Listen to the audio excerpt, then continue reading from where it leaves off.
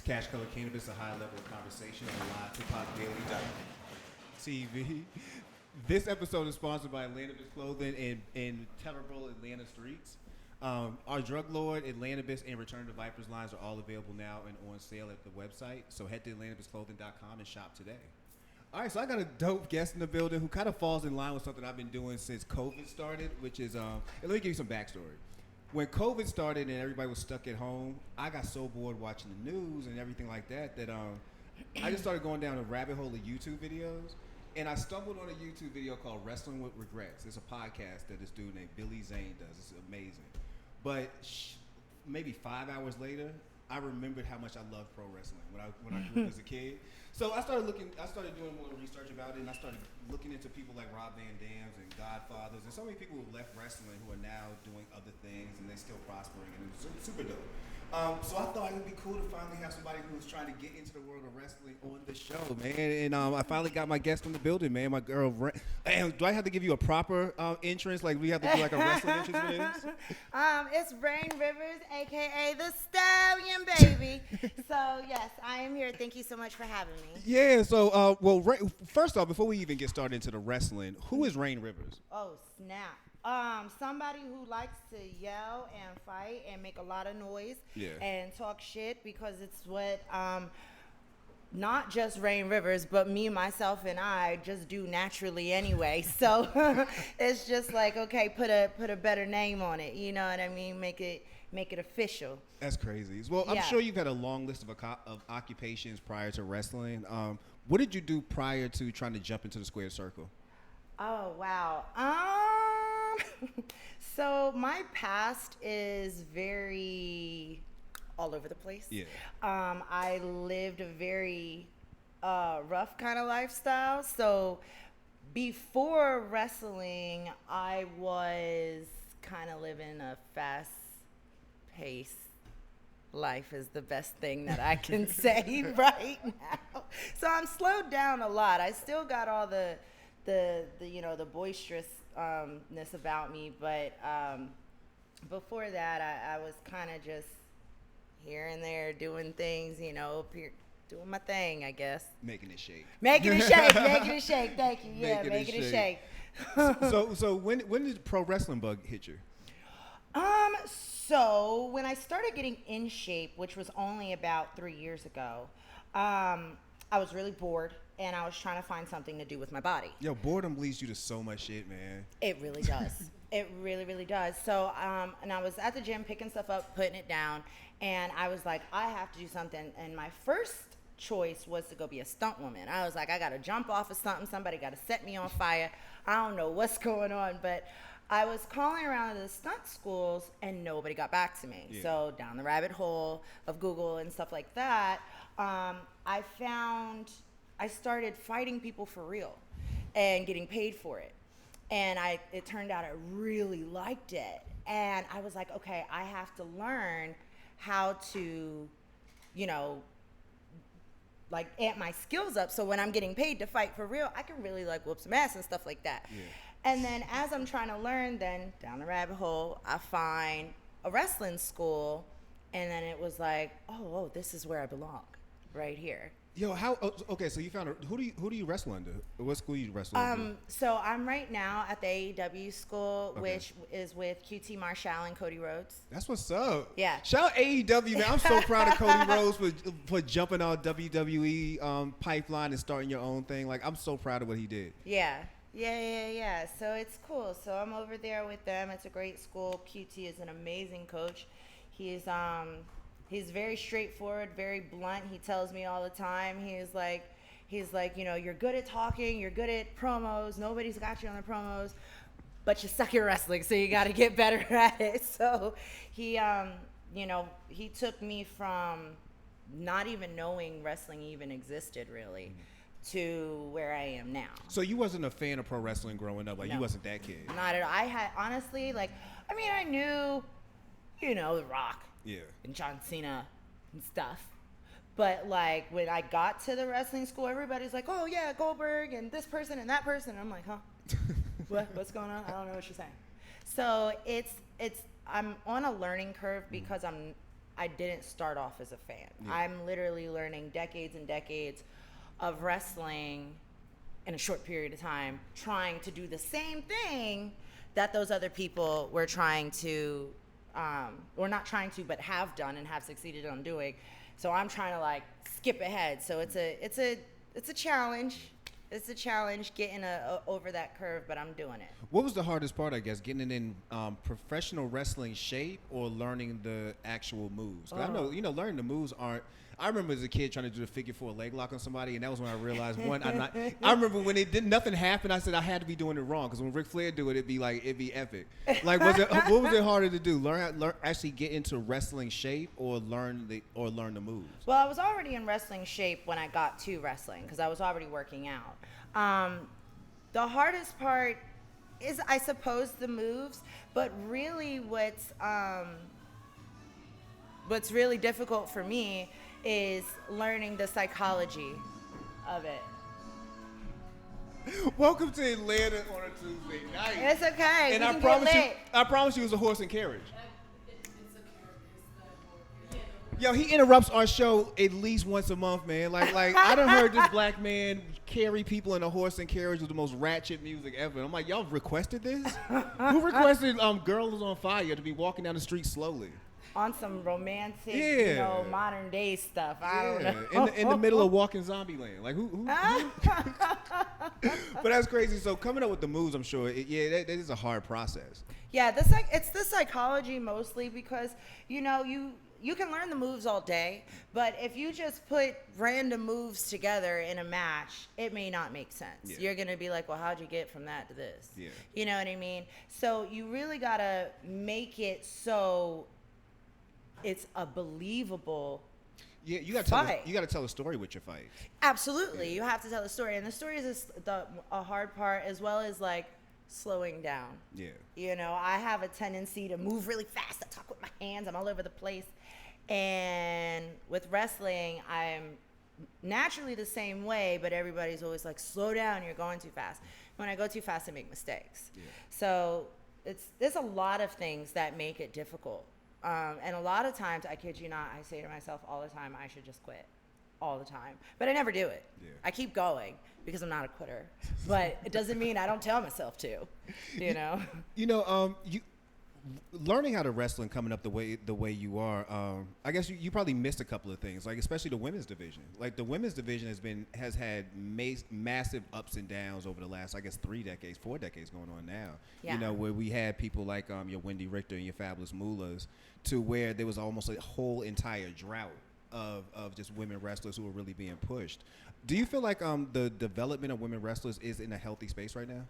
I feel like it is. I feel like I see a lot of like, for example, Brandy Rose. She's starting her, I think it's like Heels or something like that. Her women empowerment for women wrestlers and stuff like that. I see women like her, as well as other just individual independent female wrestlers, like taking themselves seriously to make a name for themselves. Yeah.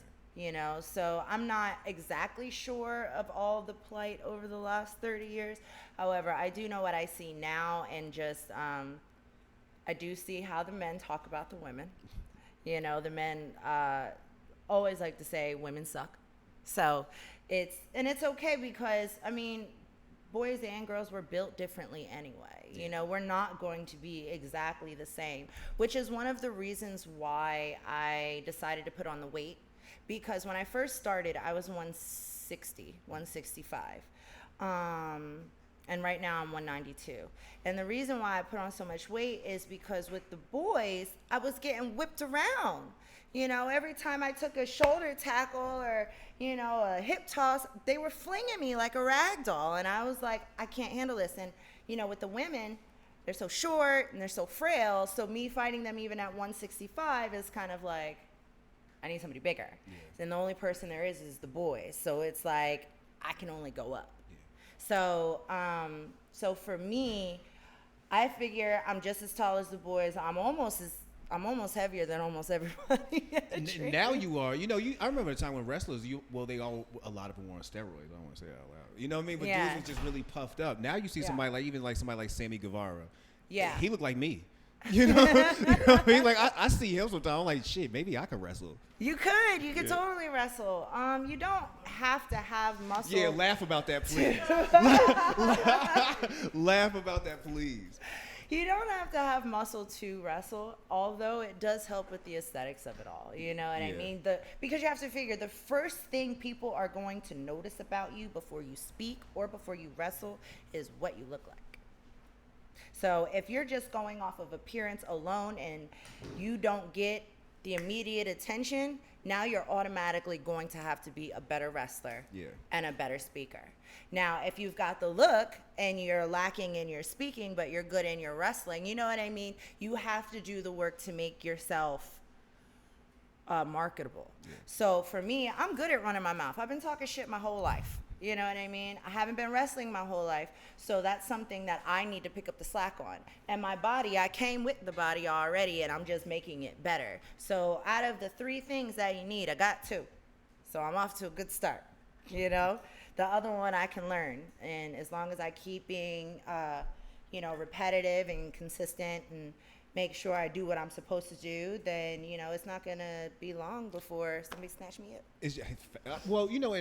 I could transition to that now. Snatching you up. I look at wrestling now almost like the music industry. Like, there was a time when in wrestling you'd had WWF, you had your WCWs, and then there were a bunch of, now that I do know, there were a bunch of almost like farm leagues, underneath that.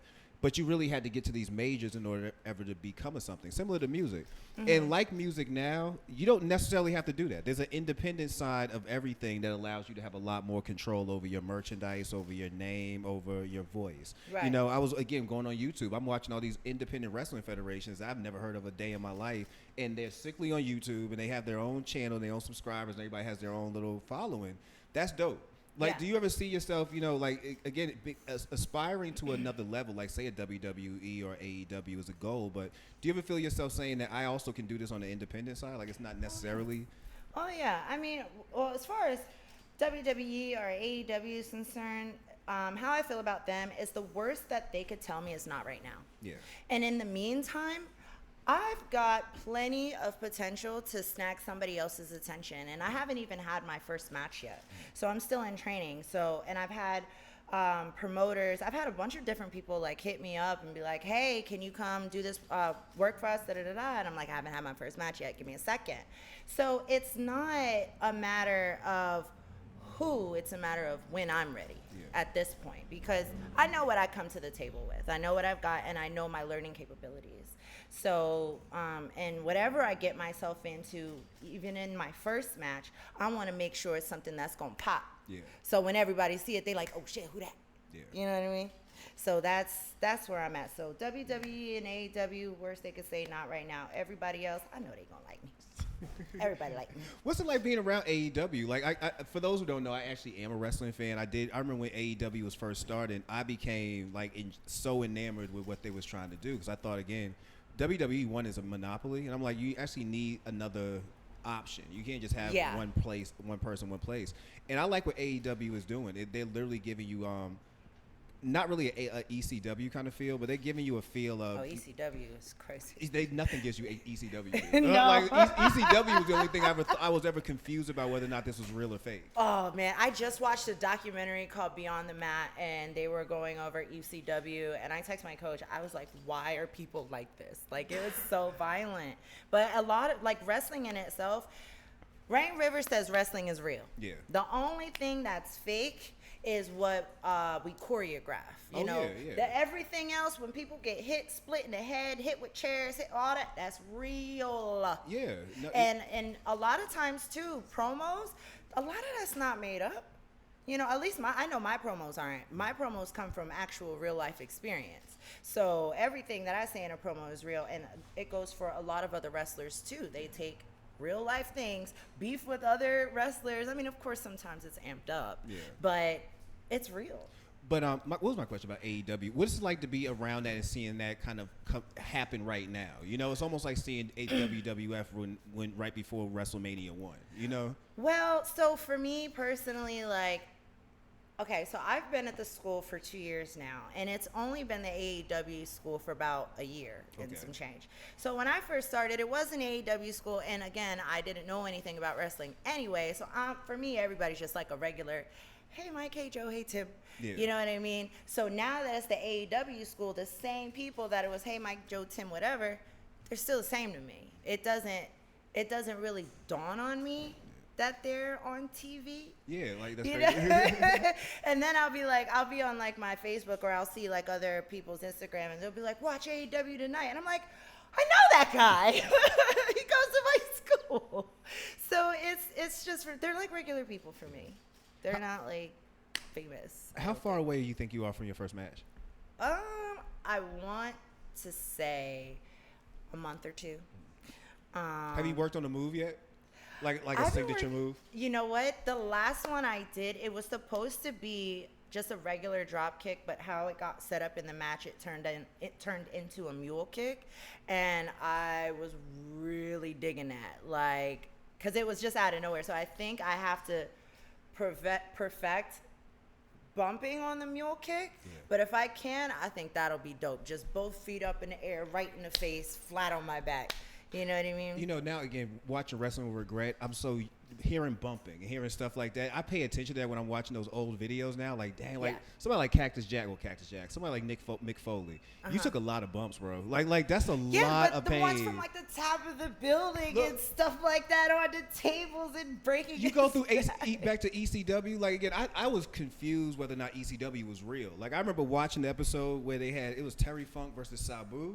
And everybody threw their chair in the ring. Like, I don't know if you ever seen that promo where, like, they're wrestling and then Terry Funk yells for a chair. So people in the crowd get up and they throw their chairs into the ring. So you just see all these chairs flying in the ring and hitting people left and right. I'm like, how is this fake? But that's a different level of bumping they were doing. Yeah, so one thing I can't get down with is I think it's called TLC matches, the tables, ladders, and chairs. I don't want to be hit with nothing. I ain't jumping off of nothing. Don't hit me. I'm not hitting you with nothing. That's a boy thing. You're not doing hardcore matches, long story short. That's a boy thing. I don't get it. It's not for me. Yeah. So all the bumps that Terry Funk and Nick Foley and stuff were taking, I don't know if that's like a choreographed, like Landa-specific sort of way, but I ain't trying to find out. Not all the time. Not all the time, because I found out that what is it? New Jack from the Gangsters busted open his ear. You know, doing a drop. He fell from a scaffold. Yeah. Fell from a scaffold into like 4 other chairs, and he's permanently blind in one eye right now. Jeez. See, that's why I can't do that kind of stuff. But I've seen somebody, a friend of mine, I went to his match.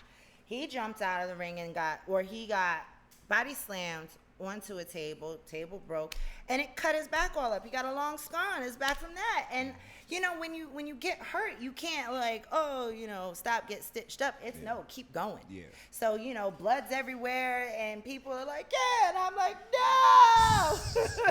no. and that's where the fakeness goes away. Like I understand where people try to have that argument, but like you said, it's more choreographed. Like what you're watching is all honesty, some real people bumping into each other. People, even a fake slap is a hard slap. Oh yeah, for sure. For sure. Like them chops, those break skin. If you get it done by the right person, it'll break skin. It's all very, very real. And if you're not with somebody who is trained the right way, or you're not taking your training seriously, y'all could die. Yeah. You know what I mean? It is a very dangerous thing. I went to training last night, and my hip got hyperextended backwards, and I couldn't stand for a minute. You know what I mean? So I've seen somebody who got dropped on his head, and for a split second, he had like a seizure, and his eyes started rolling in the back of his head, and I was like, oh my God, don't die in front of me right now. Fact. You know what I mean? Like, please, this is training. I don't need that trauma right now. Right. Like, I just came here to learn. Yeah. So, you know, it's all very, very real, but the only thing that's fake is just the training in itself, learning how to do the moves, learning how to place your hands. But if your hand is placed wrong, or you take a misstep, it could go bad really fast. Yeah. How did you come up with your persona, the Stallion? Well, first of all, the Stallion come from my legs, baby, because but wait, hold up. Let me just show you. Because, you don't get legs like that very often. So I was like, the Stallion, baby. Oh, they about to jump in her DMs now. Because look, punch it. Go ahead. No, I'm not punching your ass. I'm not punching your ass. It'll bounce right off. I believe you.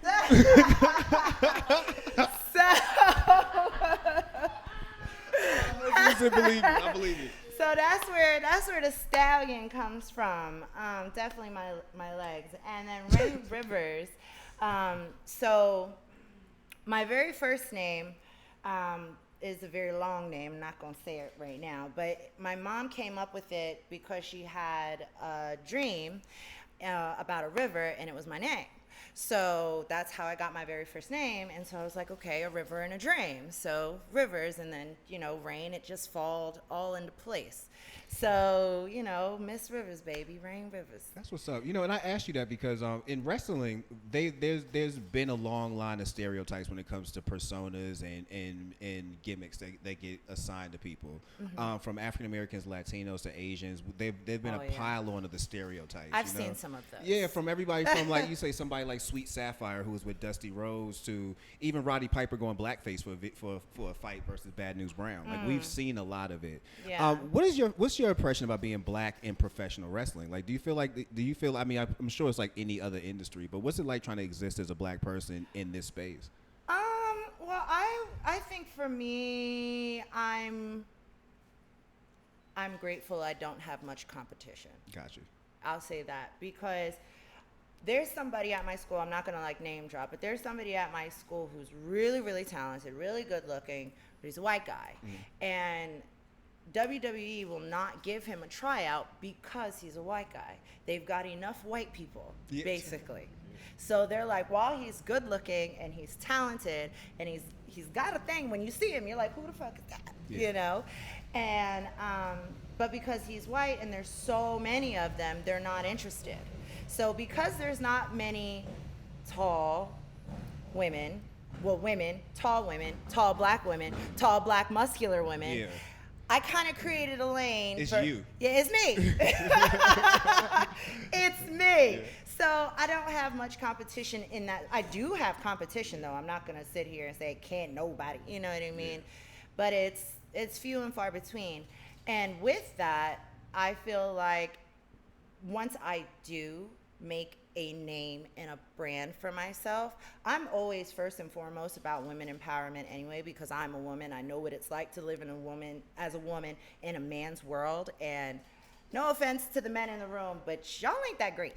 So, I have to, in my vision, in my journey, I see myself paving a way for women in general. And then, of course, especially black women, because I am a black woman in this world. So, and I see how I know how I've been treated. Yeah.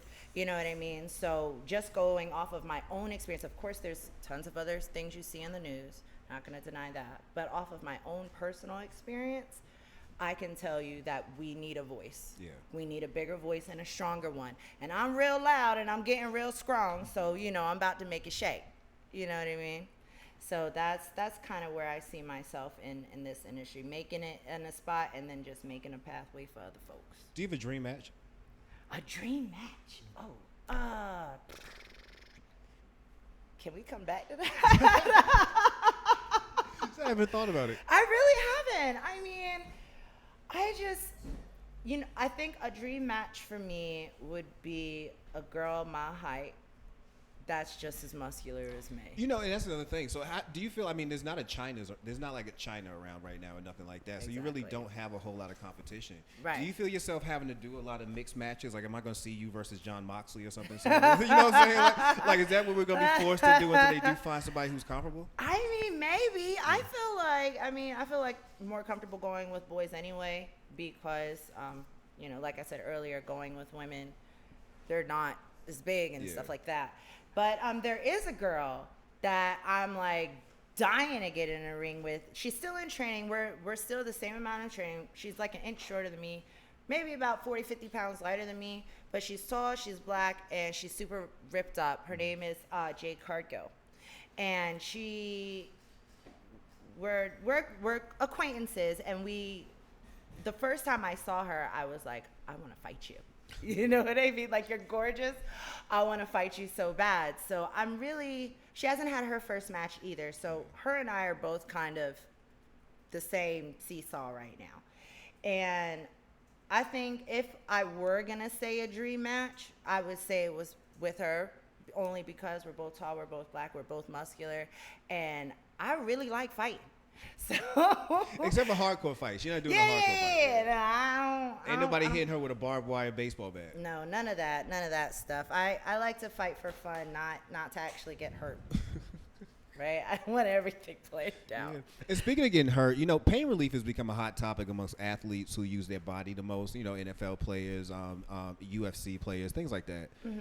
Wrestlers are not immune to that. And I'm watching wrestlers like RVD who openly support CBD use for players when it comes to wrestlers, when it comes to pain relief and just making sure you take care of your body. Have you ever tried CBD for pain use? And what's your stance on that when it comes to professional wrestling?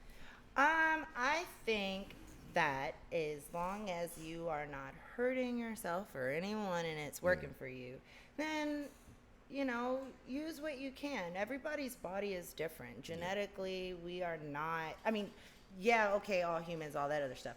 But our body makeup is different. One thing that affects one way doesn't affect the other way. So if somebody wants to use CBD and it's been medically proven, they use it to treat cancer patients. Come on. So I don't feel like it's a big deal. For me personally, kind of rock with it. But as far as pain relief and stuff like that, I'll soak in the jacuzzi, take a hot shower, get a massage, go to the chiropractor is my favorite place to go. Because there's a lot of pain y'all go through. I'm sure even in training, you walk away like shit. In the beginning, like I said before wrestling, I lived a very crazy lifestyle. Yeah. So I didn't have to actually, the best way I can explain it is currently my body is like a drunk driver. And if the accident is wrestling, the drunk driver always walks away unscathed and unhurt because my body is like a rubber band. I get hit and I just absorb the impact and I just get up like nothing, But if I've been gone for a while, then when I get hurt, I'm like, oh no. And then I'll go see the chiropractor. I got one more visit left before I got to re-up again. But no, for me, like my coach calls me Gumby because he does. He calls me Gumby because every time I get hit, I just end up like some pretzel and then just get up like nothing happened. But others who are very stiff all the time, they always get hurt. Like there's this, she's always getting hurt. I stopped checking on her. I told her she don't need to come here no more. This ain't for you. This ain't for you. Every time I see you, got an ice pack on. This ain't for you. So can I get a napkin? Oh yeah. It's a little like toasty with these lights. No. Rain, you are an amazing personality. Oh, thank you. Has any promoter have tried to stick you with a gimmick as of yet? I know you've came up with your own name, but has anybody ever tried to come up with you yet with your own kind of gimmick or your own something they would want you to sell? No, not necessarily. Somebody told me to be more sassy. I was like, More sassy? That's what I said. I was like, how do I be more sassy? What a thing to ask a black woman. Be more sassy. Like, so sassy it up more. Like, what level do I have to raise this past? I thought I was already being sassy, but apparently I needed to amp it up. So, I amped it up, and I guess it worked for him. Yeah. But, no. And that's where, when I think about the stereotypes when you see in professional wrestling, and I hear, can you be more sassy? And for some reason, I see Shanae from like they need you to be that, like doing a cartwheel real quick and coming through, chain swinging and all that, like right. Kind of one of them deals. So you're not, but you're already sassy enough. Yes, right. I feel like I am too. I don't think I need to sass it up no more. How long do you think it's gonna take before we see you headlining WrestleMania? Oh man, well, what I say, the first match was 2 months, right? Yes. So. Times about 3, divide the 4. I don't know, man. As soon as I'm ready. Yeah. You can't rush art. You just can't. And I'm not a perfectionist, but when I mess up, I am hard on myself. So I try to put myself in a position where I don't mess up, so I don't have to be hard on myself, and I could just be proud of myself. So whenever the time comes, I'm gonna be there early too, not late like now, because I'm gonna have my chicken wings before I get there.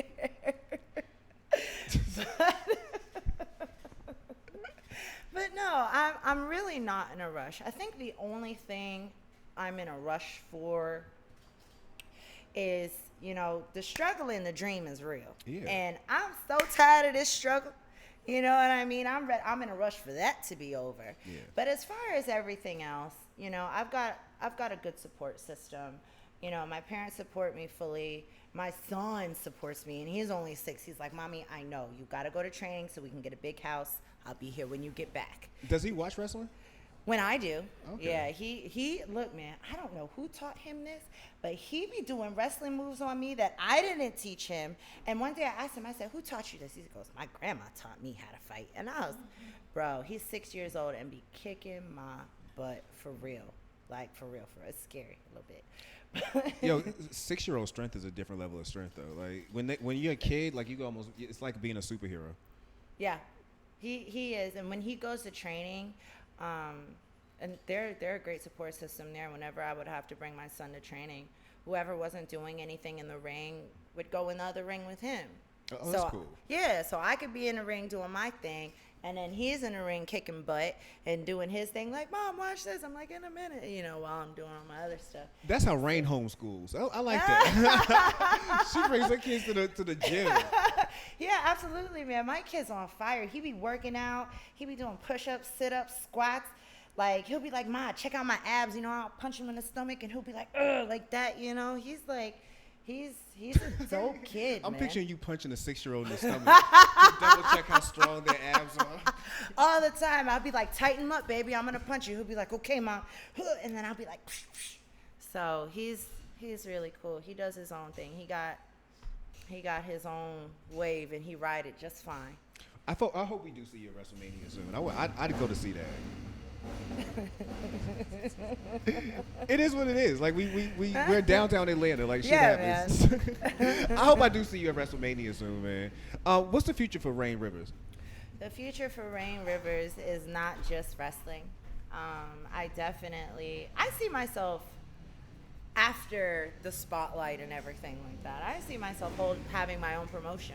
I was gonna say, do you see yourself being an announcer or still being involved in professional wrestling? I'm still gonna be involved for sure. I know wrestling itself isn't something that, well, physically I'll be able to do forever. Yeah. But I'm a very creative person. I get bored very easily, so I'm always coming up with, let's try this.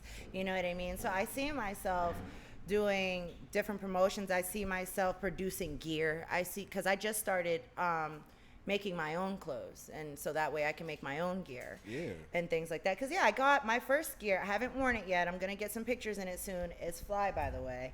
But it was $300, and it was from Italy, and it took months to get here. So it's just like, and I'm bougie. I'm not about to wear the same wrestling outfit for 2, 3, 4, 50, 11 shows in a row. It's not gonna happen. I'll probably wear it twice and scrub it. So I figured $300 on one, or $300, get a bunch of different material, make myself like 4 or 5 different outfits. Yeah. Now I'm popping all day, So I see myself doing a lot of different things still in the wrestling community, if not wrestling, announcing, making clothes, being an interviewer, maybe even being a commentator. I'd have to learn all the names and the moves a lot faster if I wanted to be a commentator. But, it is something that is not going to be impossible for me to do. I love wrestling. Even though I just got here, I'm in love with it, for sure. Like, I'm just sad it took me so long to get here. Are you going to invite us to your first match? Everybody's invited to the first match. You're invited, and you're invited, and everybody watching is invited to the first match. I want to see this happen. I want to see a flying drop kick. Yes. I want to see everything pulled out the arsenal on this. Oh yeah, for sure. I definitely. That's why I'm also not in a rush. I want to make sure that I got it down packed. So when I do have my first match and second or third, however many, that is. It's a jug every time. You know what I mean? Be like, oh snap, there she go. Yeah, the last thing you don't want the crowd to start yelling, "You messed up." Because they'll do that, especially ECW crowd. They used to do that. If they saw somebody mess up a move, you watch some of the old videos, you'll hear it. They'll start yelling, "You messed up!" The crowd in unison. That's messed up. Yeah, exactly. That's messed up. Not to scare you, but that does happen. Yeah. So exactly. But luckily for me, I don't like. One thing they teach us is to keep going when we messed up. Don't stop. And I'm starting to get the hang of that, because before I'd be like, oh no, why'd I do that? My coach would be like, keep going. And it's like, oh shit, okay. So like last night I went to training. I messed up once, but after I messed up, the dude pushed me off like it was nothing. I hit the ropes and then I came back right back at it, and picked up right where I left off. And so it's just being patient and doing what I'm supposed to do so I can get where I need to be. Rain, I'm a fan now. I almost wasn't a fan because you was late with chicken wings. But I'm definitely a fan now. You have made me a fan. I try to be honest with you. I sat downstairs and waited, and she came with chicken wings. I'm like, rarely people are late and they come with food. Really, that's the reason. Listen, but I would have been no good without food. Like, if I would have came here without something in my stomach, you would have definitely not liked me. I believe that, because I believe that I would not like the Stallion Rain Rivers coming out. No. But no, I'm glad you like me now. Thank you. I'm so glad I could make up I'm for definitely it. a fan of you. You better invite us to your first match. I definitely want to see that. I'm definitely a huge supporter. And next time you're at training, definitely tell them, yo, we need AEW down here. Come down here and come do a show one day. Shout out. Come kick it with us, Mr. Rhodes. Okay, yeah, sure. For sure. Let people know where they can find you at online, how they can connect with you, whether or not you have a YouTube channel. They can come watch some of your progress as you go along to become from this independent star to a superstar that you're going to be. Okay, yeah. So my Instagram, which is really super long, get ready, is Rain the Stallion Rivers, REIGNTHESTALLIONRIVERS. _ So Rain the Stallion Rivers on Instagram. I also have a second Instagram. This is more for like a shout out, because what I try to do is, because I know it's hard for people to get out there, their businesses, get followers. So on my second one, which is Stallion Rivers, is for shout outs and stuff like that. So you go on there, you add me, I'll add you back if you've got, if you're a photographer, if you're a costume maker, chef, whatever. If you want to be posted, I'll post you up. That way other people can see you too. So that's just kind of my way to keep things in fluctuation, not just me. Look at Rain the Helper, Rivers. Yeah, man. Because, I realized I never used to really be on Instagram and stuff like that. And then I got on it and I started to see how it worked. And I started to see just my other wrestler, the workers and stuff like that, how they struggle to get followers and get seen. So it's just like, hey, let's all come together. I'll follow you back. Everybody wants followers and stuff like that. Oh, yeah. I'll follow you back. Send me your stuff. I'll post it up here, and everybody who's following me will see it. We gotta get Megan Thee Stallion to do like y'all gotta come out together. Listen, y'all gotta come out together. You are not the only one who says that, and I feel like I would think that is so dope, because I feel like other than her. That's like I tell everybody, she got the extra E because she extra. She do all that extra talking. I don't do all that. But other than that, I think she's dope. Like, I feel like her and I would get along, like, perfectly, except for, like, the WAP song or what I don't know what, I can't listen to it. It's too dirty for me. But, other than that, I think that would be great. If she came out, like, doing that song Savage, I'd lose my mind. Wow. So I would lose my mind. Megan, you've been super dope. I mean, oh my God, I called you Megan. You did call me Megan. I'm Rain. Oh my God. Rain, you've been great. Rain, tonight. Yes. Hopefully Sammy Guevara wasn't watching, because trust me, bro, I don't think I could beat you. I just think that we might be the same weight. If anything, I think we just might be the same weight. I'm pretty sure I can't beat you. You do this professionally. I appreciate you coming through tonight and blessing us with your presence. Thank you so much for having me. I appreciate it. This is fun, and you guys are all very nice and chill. It's great talking to you. Cool. And all of that. I'm excited to watch this too, because I know these lights is all up in my face. I am too, because when she stands up and asks me to punch her in the ass, I want to see everybody else's reaction when I say no. always see everybody's reaction when I say no. Thank you for coming through. Appreciate your time. Yeah, it's going to be dropping soon, so I can't wait to drop it off on you, and you can see what we all do around here live. Okay, cool. Yeah. Awesome. I thank you so much. No doubt. And that's Cash Color Cannabis, a high level of conversation, and livehiphopdaily.tv.